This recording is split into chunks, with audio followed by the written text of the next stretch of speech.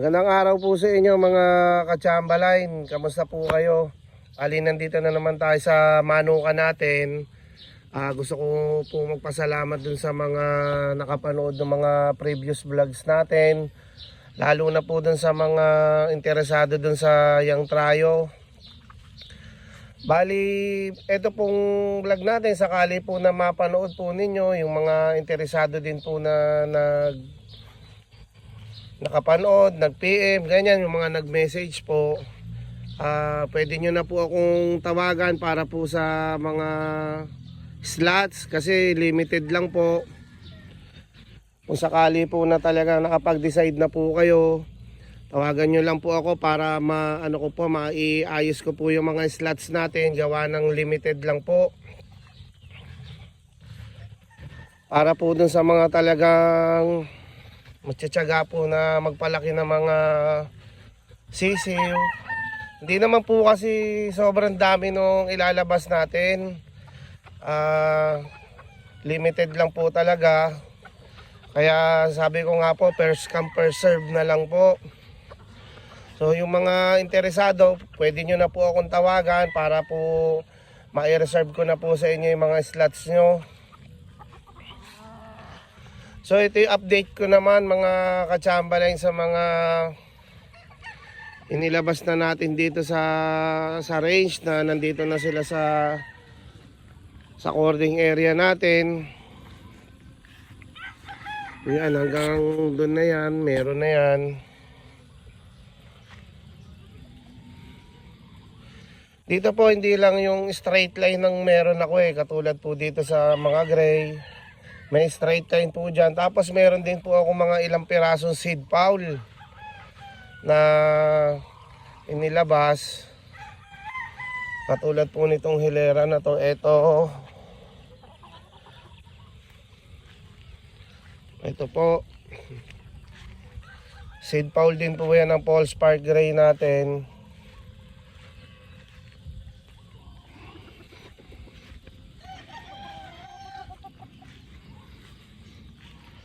Saka ito din po.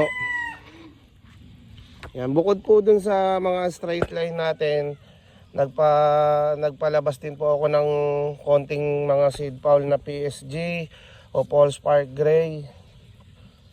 So ayan sila para makita din po ninyo. Tapos yung mga meron din tayo dito na roundhead, yung Gary Gilliam roundhead natin. So yung mga nailabas na natin, maayos po silang lahat. Hindi po tayo nahirapan sa pag-transfer. Halos hindi po sila nanibago. So ganyan po yung sistema na ginagawa namin, paulit-ulit lang, yearly. So, wala naman po na nasaktan sa kanila. O yung parang namimilay yung paa, wala pong naging kasong ganon. Lahat po talagang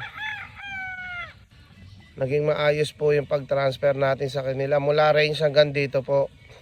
Sisilipin natin ulit yung mga sisiw natin. Everyday naman po na chinecheck natin sila. Kaya mapapansin po ninyo, lahat ng leeg nila unat.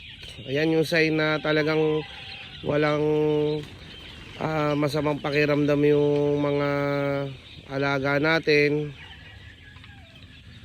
So monitoring lang po talaga yung kailangan natin para makapagpalaki tayo ng maayos. Kita nyo po, kahit na meron tayong kasama dito, araw-araw pa rin po nandito po ako, umaga hanggang tanghali. Tapos babalik ako ng alas 3 hanggang gabi na po ako dito.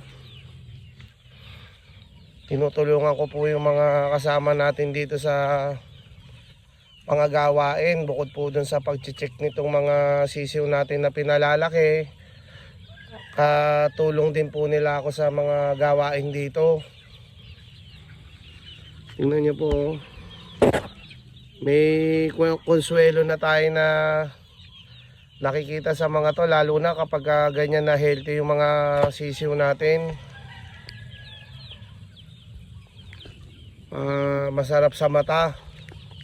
Saka nakakatuwa po. Kasi yung ginagawa natin sa kanila na sistema, nakikita natin effective. Dito nyo po, kumakain sila ng damo. Yan po. Parang yung mga tandang natin sa mga tipis, once na pinakain natin, mapapansin nyo, after nilang kumain, tumutuka po sila ng damo. Mukha dito, 2 days nag-uulan. Tignan nyo po yung nasa lupa na yan, yung mga tumutubo na fresh na damo. Ayan, yan yung kinakain nila.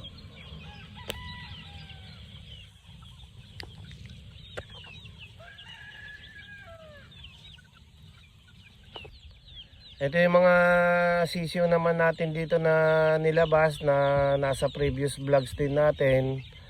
May nagtanong nga po bakit maaga ko daw po na-release to o bakit maaga namin silang nilabas o nilapag dito sa lupa.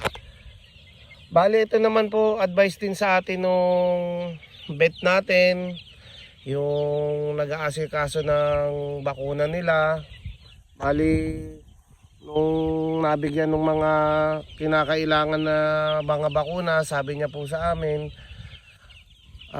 pwede nyo na yan ibaba sa lupa. After mga ilang days, ano na namin sila, i-release. So nakita nyo naman, nagliliparan parang mga ibon, no? O ganyan sila kalalakas. Bali, advice din po nung expert yan, nung specialist natin na veterinaryo. So ayan, sinusunod natin syempre yung advice nung vet natin. So kitang-kita nyo naman po yung galawan ng mga sisiw natin. So healthy sila.